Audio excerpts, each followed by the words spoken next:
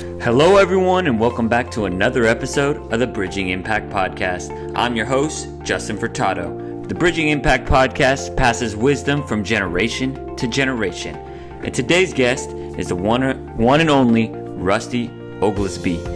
He's the Vice President of the United Soccer Coaches and is the head boys soccer coach at Justin Northwest High School in Texas. In our conversation today, we dive into the mistakes he made as a young coach, the changing demographic and landscape of the social media world, the transfer portal world, and so much more. So, without further ado, let's dive in. Hello, Rusty. Welcome to the Bridging Impact Podcast. I am thrilled to have you on today to bridge impact and wisdom from generation to generation as we help young leaders impact even younger leaders by sharing this wisdom. So without further ado, this is a bit of a loaded question, but what is your definition of impactful leadership, and how does impactful leadership show up in your everyday work? Yeah, man, I appreciate it, Justin. Thanks for letting me have the opportunity to be here. It's funny, even though as I hear you say that, the generation to generation, I remember when I used to think I was the young generation, and now here I am getting to help you guys out. So now it's come full circle. It feels very strange. So thank you for the opportunity, and it's nice to be wanted, I guess you could say. That always makes you feel relevant. So that's good. You know, impactful leadership to me, though, gosh almighty, I mean, that definition is so wide open. For me, it's in a roundabout way, it's the getting so much out of your players that they invite you to their weddings, and they send you video of their firstborn child and the milestones in life, right? And so now I'm gonna kind of backtrack now and say, what does that mean, right? So how do we get to that point where you're getting invited to do those things or be a part of kids' lives as they grow up and mature and change and all these things? But I think it's all about the relationship building that you have to create from a very early on stage. And I know that starts to sound more and more cliche as we go through these things in life. But the reality is we've lost somewhat in society the ability to have human contact in nature of nurturing, if that makes sense. Because of social media and the disconnect that we sometimes find ourselves involved in today, which is so different, obviously, than when I started 25 years ago when I didn't even have a cell phone till my third year of coaching, really. So we've come in just such a short amount of time. We've seen society just completely start to disconnect.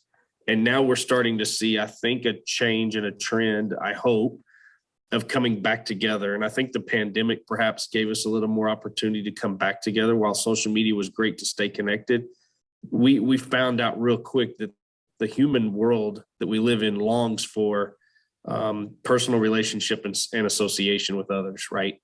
And so I think one of the things that I always tried to pride myself in was immersing myself in a player and a student's life to the extent that I could without being, over the top, right? But go into their world as far as the child or the parent would let me to help make an impact on that person's life, whether that was being something they needed at school that they couldn't get at home.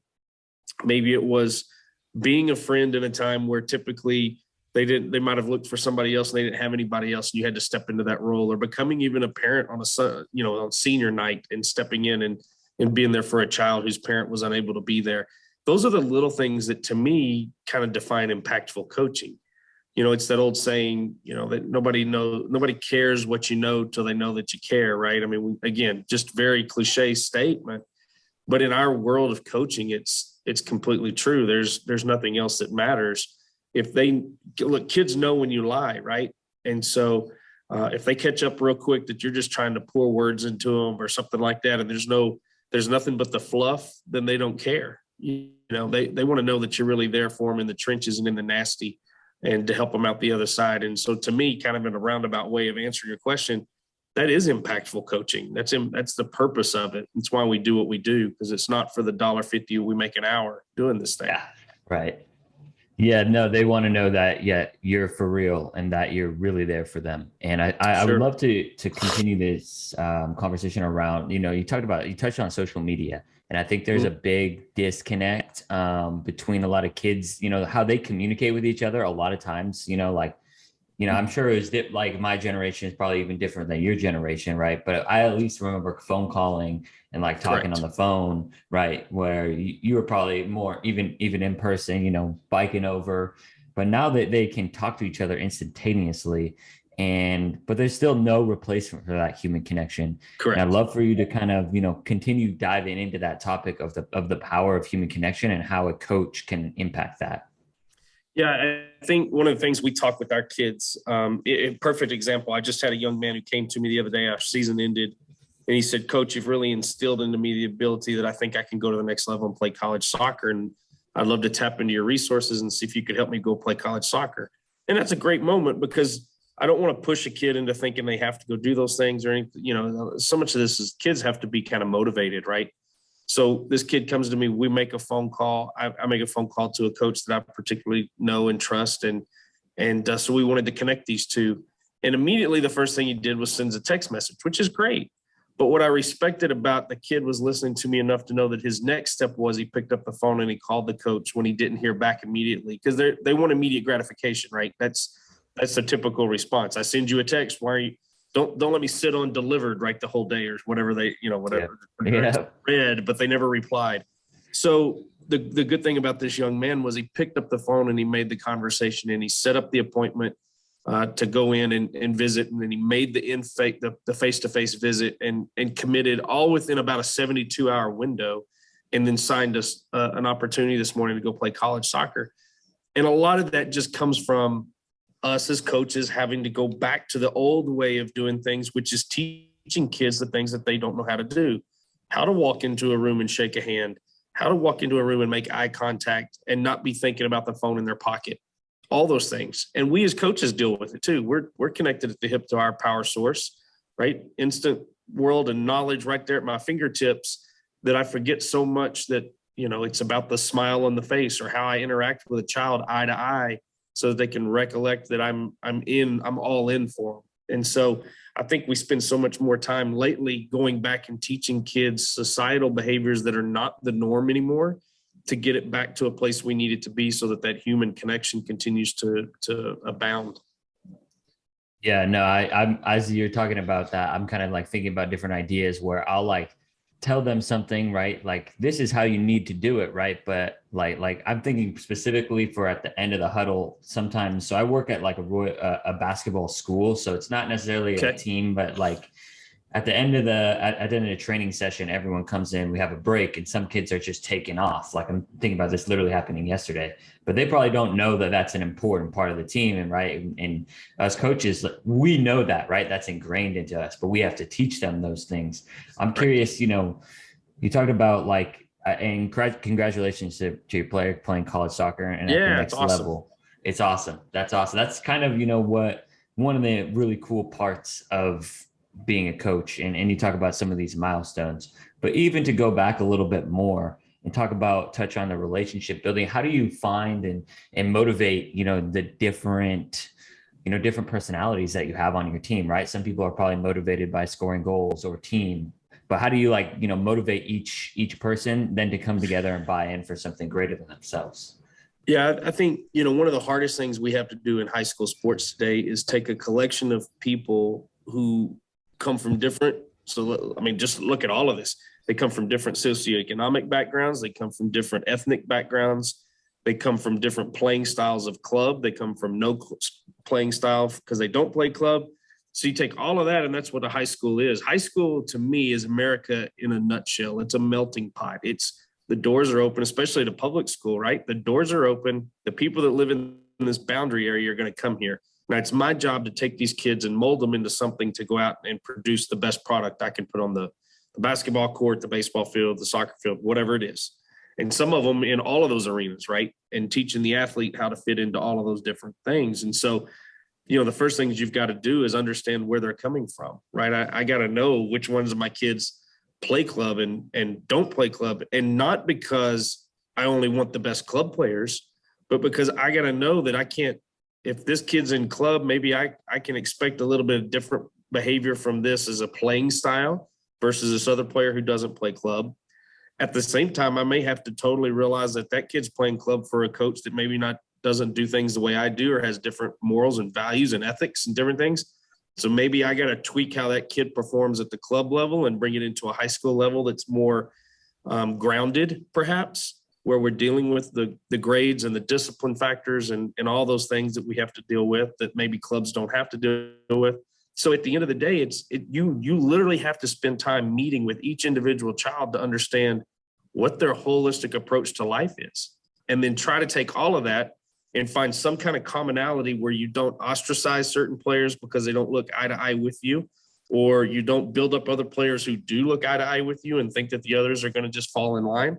So it's a constant day-to-day push and take and show, struggle back and forth, really just trying to understand where the kids come from, what they're looking for, and then find out early what their goals are. Because if their goals are just to be happy and score some goals and the team's going to win 2 games, because that's the way they're going to be it, then don't come and talk about winning a state championship when they've never achieved anything more than 2 wins in a season, if that makes sense.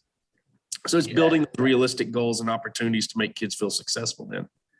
100%. I think what I almost hear you talking about is like listening to the kids, and there's no shortcut to building those relationships. It's I used to be hard-headed. I used to be so hard-headed, right? And be like, all right, even this year, I came from 2 schools in the last 10 years or so that have been at 4 state championship games and been very blessed with some kids. And I walked in here to a school that hadn't been in the playoffs in 6 years. I accepted the challenge, wanted to do it, wanted to prove that we could get there. Had a lot of people tell me we'd never make the playoffs here. We'd never win here. And so I came in with my guns a-blazing, and we're going to run a 4-2-3-1, and Rusty's going to get in there and coach the dog out of them, right? And about 8 games in, we're 4-4-1, and I'm pulling my hair out, and I thought, why in God's name, we're 0-3 in district. What are we doing wrong? And I thought, I got a good dear friend, Shellis Hyndman, that was at SMU for 30 years and FC Dallas and all kinds of stuff. And I'll never forget one time he told me, when in doubt, put them in a 4-4-2. There's a place for everybody, and everybody's got a place. And we went on and won 7 games, tied 1, and made the playoffs, and had just an incredible season. Had a winning season, won 11 games. And it just little things like probably one of the more gratifying coaching years I've ever had, and a lot of it was because I just got out of my own freaking way. Right. And the kids looked at me one time and they were like, we don't understand what you're teaching us, boss. We need you to not dumb it down, but just fix it for us, make it work for us. And so I had to get out of my comfort zone and something I hadn't coached in 15 years and admit that in this moment, this was what was best for the kids. And it was my job to adjust. And man, I was just so excited to see them just flourish and do all this stuff. And it was really cool to sit back and be like, you idiot, you could have kept going hard-headed your way. Yeah. And we'd have been right back where they used to be. So for whatever reason, we talked to them, they talked back, we listened. I think the key so many times is coaches, we ask their opinion and then we go in and do our own thing. Right. And so if you can't listen to what they're saying, then I don't know. I don't know how to help you. If you're going to be that hard-headed, I don't know how to help you, Yeah, exactly. It's that genuine listening. It's also, tapping into other resources to help you. I think listening to one of your previous episodes, you were talking about kind of finding, resources that help you in different areas that you may not be an expert in. Correct. But you were also talking about, kind of coming in guns a-blazing, and I can definitely share similar sentiments, right? I've only had a few coach seasons under my belt, but I would come in, like, let's turn this team around. Let's go after, even if it's like, recreation middle school basketball. I'm curious, what originally kind of got you into coaching, and how has that journey shifted as you've gotten more experience? Oh yeah, that's so I actually graduated with a marketing and economics degree from Hardin-Simmons University. Originally was going to be a pediatrician, and realized that I could do the anatomy part. The physiology part was something that was going to take a lot more time than I was willing to do. And the bar scene was great. So I made stupid choices and found out I needed perfect grades to be a doctor. And so I moved into marketing because I figured I could sell stuff. Right. And so I got out and I was in sales for a year, and actually I was selling cars, and I called my old high school football coach and tried to get him to buy a Suburban. And the next thing I know, he's setting me up to come in and interview for a secondary coaching position at a football school. And I thought, oh my gosh, that's I never even thought that I could go do that or be a part of that. So I went in and interviewed with him, and the job was mine. The only problem was I wasn't certified to teach in the state of Texas. And here you have to be a certified teacher to also coach in the public school setting. So I dropped everything I was doing, decided that was the path I wanted to go back to, and ran back to school and took another 18 hours real quick of education classes. And somehow some crazy person in Red Oak, Texas, little somewhat farming community, bedroom community, hired me to come in and coach freshman and JV football and JV soccer. I was 22 years old and as green as the day is long, and had never coached a game in my life. And a year later was promoted in another town to become the head girls soccer coach. So I was a head coach at the age of 23 with literally 16 games of coaching experience in my life. And I look back on my career now, and it's hilarious that somebody hired me. I was so naive but thought I had all the answers, right? But then secondly, that somebody could trust a 23-year-old to be in the classroom with 18-year-old kids. I mean, that's not a big age difference, right? And there's a lot of troubles and trials and tribulations that can go with that situation as well. Earning respect of 18-year-old kids when you're barely older than them is not, it's not for the faint of heart, that's for sure. So those days actually molded and made me what I am today, which now is much more open and less judgmental and just relaxed in the fact that I've been able to walk through those fires at such a young age that by the time I get to this age now, I look back and just like having kids, I've got two older kids that are 24 and 21 years old that are just the lights of my world. They made me who I am today as an original father.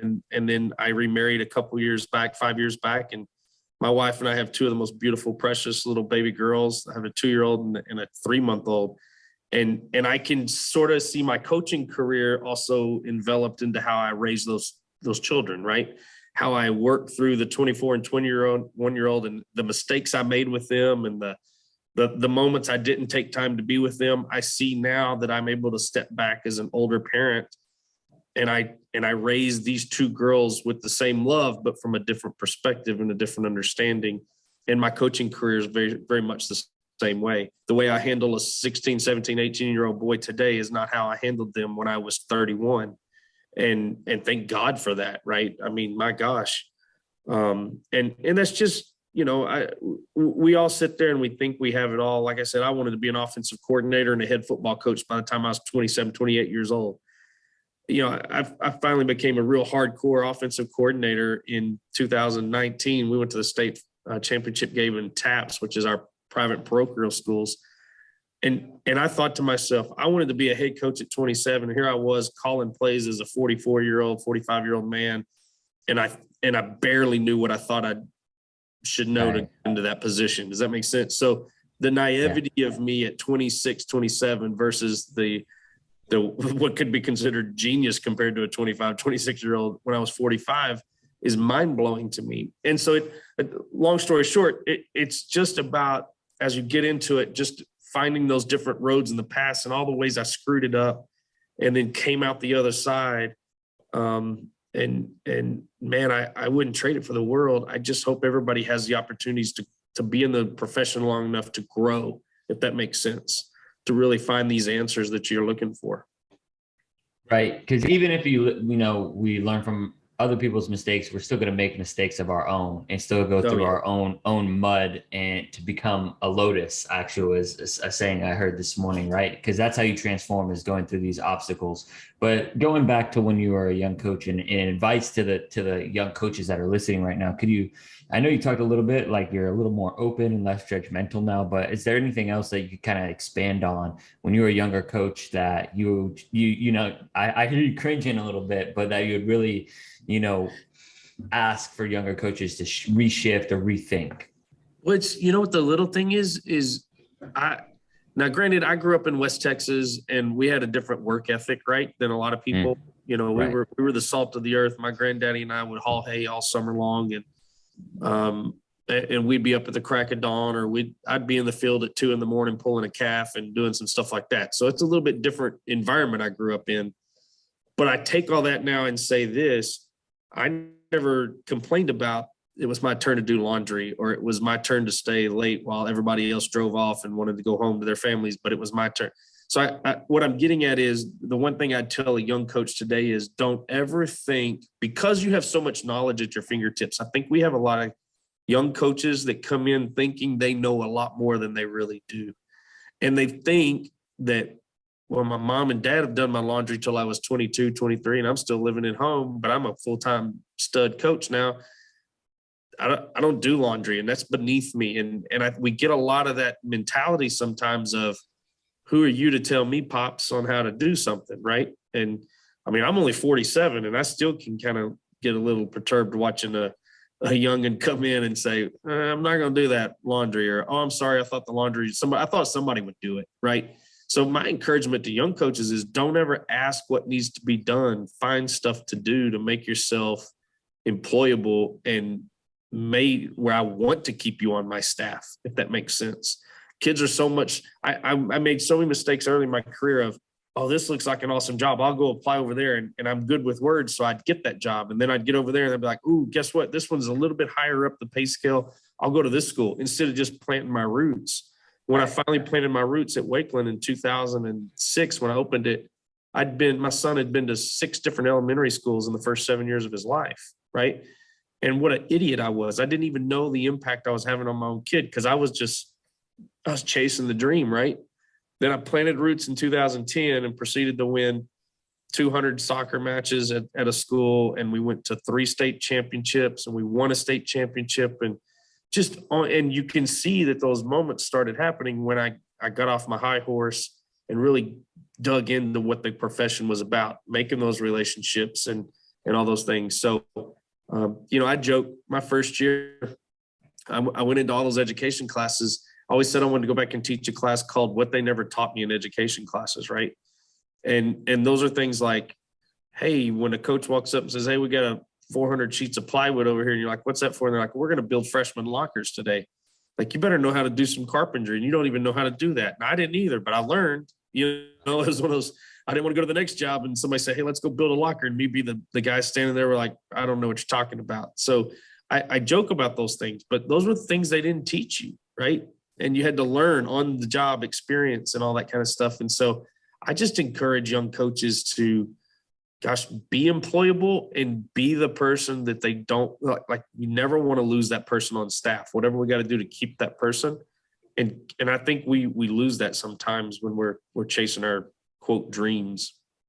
Yeah, I can totally relate to that, because I'm the young person. I think one of the things I noticed in myself when the pandemic began is, like, I did notice I spent more time like on social media, and I'm just socializing less, right? So I'm kind of more in other people's worlds, focusing less on my own world. And I'm like, I should be here at this point because my buddy's here, right? So I don't have to do this, right? I don't have to work with the 4 and 5 year olds and the beginning basketball players. I'm ready to coach varsity basketball now.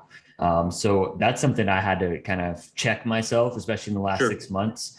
So now I'm just like, I give the same amount of love and attention and care to the 4 and 5 year olds that I do with the 10 to 14 year old advanced. Yep. Right. And it's still, I'm making sure that they love the game, and I'm not above anything. I'm going to make sure I clean up at the end of the day, pick up everything, and I'm cleaning up water spills. It's my responsibility. Right. And I think that's been definitely a little bit of a shift. And I think, you didn't use the word, but I'll use the word for my generation, is a little bit entitled, right? We've been given we've been given a lot, and we think we're above where we are. Like, I even, for like getting out of college, you're like, I want this, senior level position, but we haven't put in, the work to be up there. So that is something that I've had to check myself on for sure. Well, going back even to social media, let's think about it. Here's the, and you said entitled. And I think that term has such a negative connotation when it's first heard, right? It's kind of like that venom,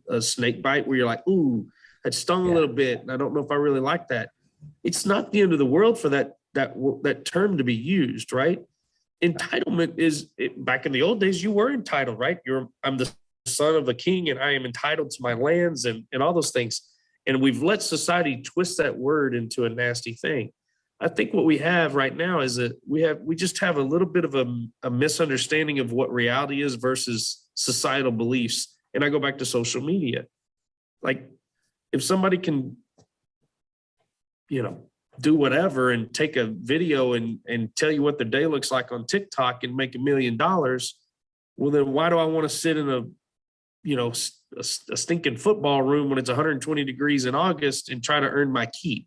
And I think that's where that entitlement comes, right? It's not that kids are really different. It's we've allowed them to fall into this world of, well, everything you're telling me sounds great, coach, but I just, I made $5,000 last night because I got on there and did some joke and filmed myself and put it out there. And you and I both know that as quick as that's risen, that can go away tomorrow, right? We understand that. But I don't know if a 17 to 25-year-old right now understands how quick the world changes. From a guy who had no cell phone 25 years ago to now where I'm at today, where I've had to watch and learn with technology all the way through. Again, I'm 47, and yet when I was in college at 21, so 26 years ago, we didn't have an internet computer on our campus. Right. And now look at where we are right now, where it's a one-to-one laptop situation where everybody has it, or your cell phone has more computing power than the rocket that put us on the moon with Apollo 1.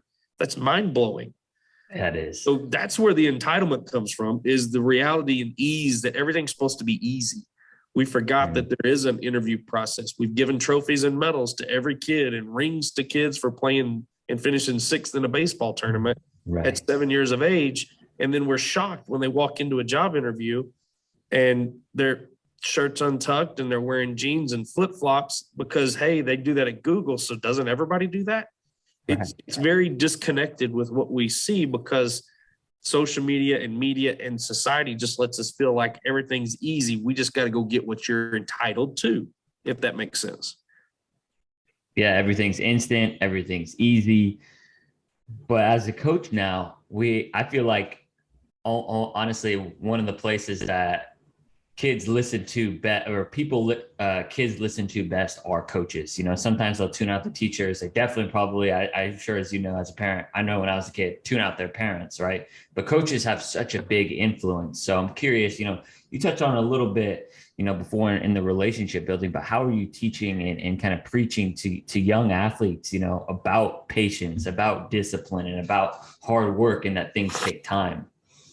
Yeah, I think so. One of the best things I can tell you, here's your perfect example. Look at the transfer portal, what it's doing to college athletics today, right?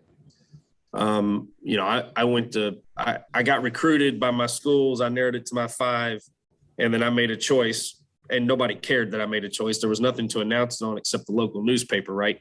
And so nobody cared at that moment because it was just another kid making a decision. But at the end of the day, I went to the school that I thought was going to be best for me. And, I got in and things went well, and I played 4 years and played a lot of games.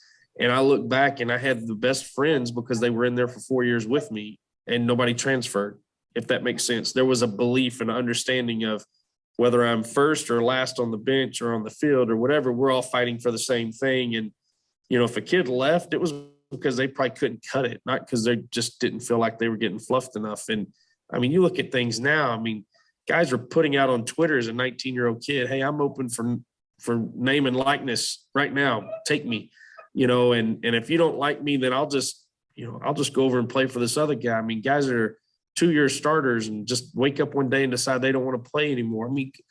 What an incredible story. Was it St. Peter's? It was just in the basketball deal, right? Yep. And the minute the coach leaves, the first thing the top 3 scorers do is transfer out immediately.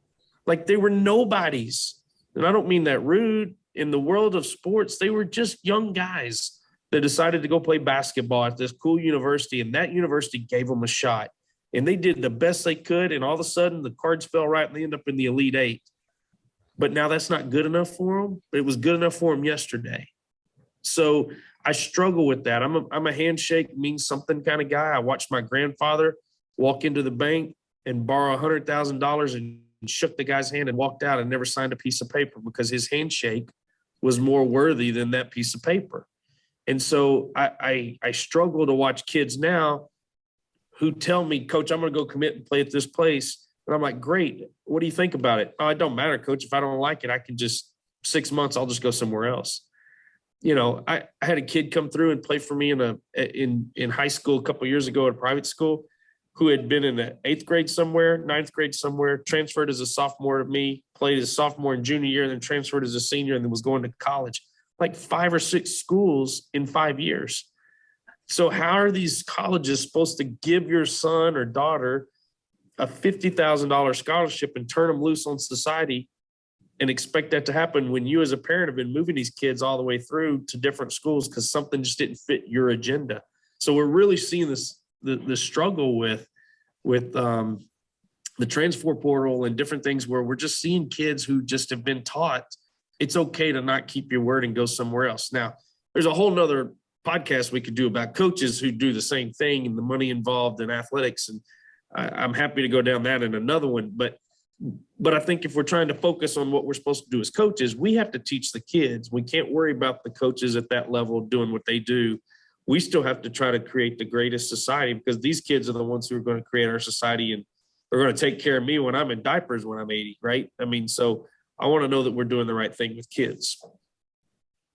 I'm almost, kind of thinking as I hear you talk, are we teaching our, this society, this generation of kids, and honestly, my generation too, I'm going to just take full ownership and responsibility that when things get hard, we need to jump ship and leave and go somewhere else. Sure, somebody else will take me, right? That's the whole deal. If things are a little bit tough, surely it may be tough over here, but it's still going to be a little easier over here than it was over there. So I'll just go take that path. And the next thing you know, you're in a job interview and you've got 7 different jobs in the last 5 years because that it was just easier to do that, right? And now you're shocked that I don't want to hire you, right? I mean, why should I hire you? You've shown me that you would transfer 3 or 4 times in school. You've already changed 5 or 6 jobs. Like, it looks like to me, if I walk in and ask you to take the trash out and you say no, you'll just take the trash out and keep going to your car. And here we are again. So there's no, we've lost loyalty, right? In some ways, we forget sometimes that people take a risk on us, see something in us, and they're trying to make you a better person. So maybe if we listened and hung around a little bit more, we could learn a lot more instead of just taking the easy way out. I mean, that's just what it seems like to me we do nowadays in society. And it doesn't help.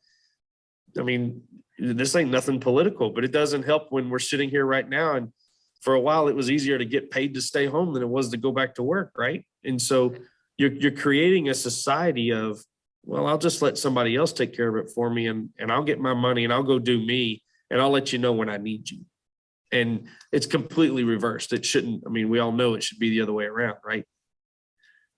Right. I think you're touching on a word that I've been thinking about a lot these last few years: of responsibility. You got to take responsibility and ownership of yourself, right? Yeah. I mean, if you want to, I'm okay with talking, a little bit of politics, because I think it's important to be able to talk. But like in general, like if you want to see something change, don't tweet about it. Go do something about it. Correct. Right. I mean, seriously, like I look at a lot of professional athletes and all this, and they want to have their platforms, but the minute they get out there and they do the platforms, then they're also the ones who turn around and go, well, that coach was coaching better, I would play better and I'd make more money. So therefore, let's fire the coach, instead of looking at me as a player. Maybe I need to learn how to make a 3-pointer, or maybe I need to learn how to catch the football, or maybe I need to know how to score goals, and quit worrying about the fact that you're blaming somebody else. Quit playing the blame game, right? At the end of the day, we have a saying, it's on all my stuff. There's 2 sayings. I use it in the other podcast you heard. Mental is to physical is 3 is to 1. I believe 100% you're going to have to know a lot more and take your mental side of the game to make yourself better 3 times more than your playing ability. And the other is, if it is to be, it's up to me. And that goes back onto that responsibility, right? I can't control everything that's going on around me, but I can sure as heck control myself. I control my attitude when I wake up in the morning. External factors are going to hit me throughout the day, but I can own how I respond to each of those moments, and how I respond to those is going to open the door for me to be more successful. If I choose to wake up in the morning pissed off that the day's happened, the rest of my day is going to be that way. There's no ifs, ands, or buts about it. The mental side is 3 times worse than the physical side. Now, we let ourselves get run down and we do other things that's going to contribute to those moments. But it is about finding positivity in this maddening world that we're in right now, that then will allow us to continue to move forward, accept our responsibility and what our role is. Now, we can go change those roles. I don't want you stuck in your role. Like, I don't want to be where I'm at today.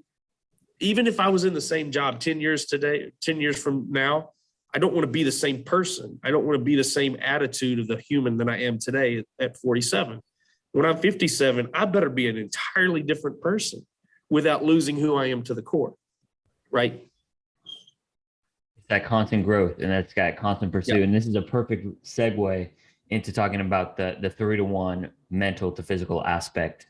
So, as I kind of hear you talk, you got to take ownership. There's always going to be things, but every time you let an external event, I'll think I'm here in LA. If someone in traffic is taking my energy and making me angry, that's on me, right? Yep.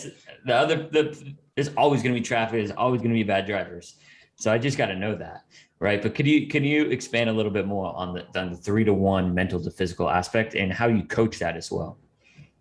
Yeah. So for us, I mean, it literally is like we talk about, I mean, we're huge into visualization, right? One of my favorite things I've told our kids the other night, here's the best thing I could ever say.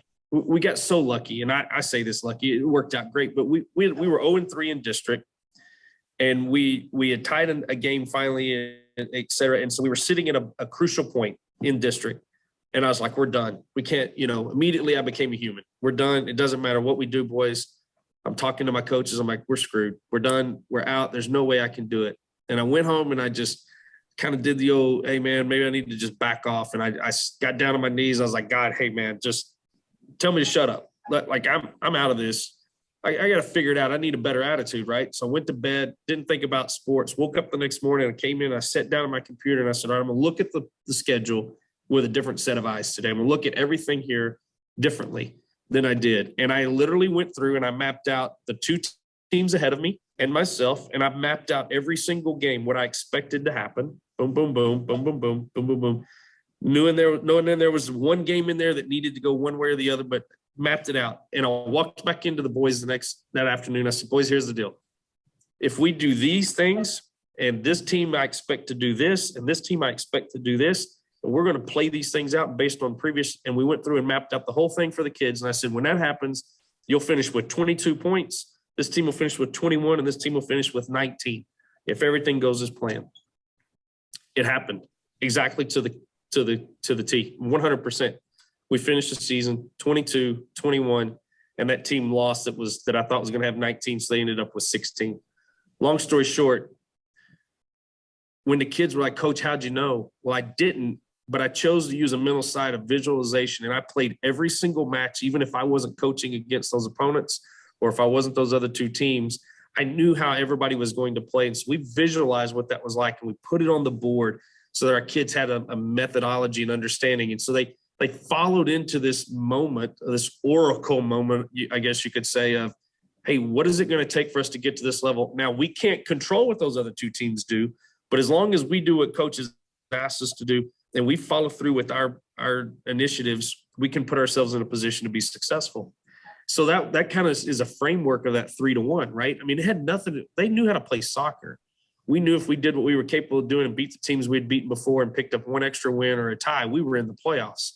But until you verbalize those things and put it out there, I think kids struggle sometimes with what's the overall goal? What are we really trying to do here? Because again, instant gratification, they're 30-second windows, right? Go sit in front of a movie with a kid and they struggle to watch the whole entire movie anymore. They get up, they go down, they go get a food, they go this, they go that, because their whole world is literally 30 seconds at a time.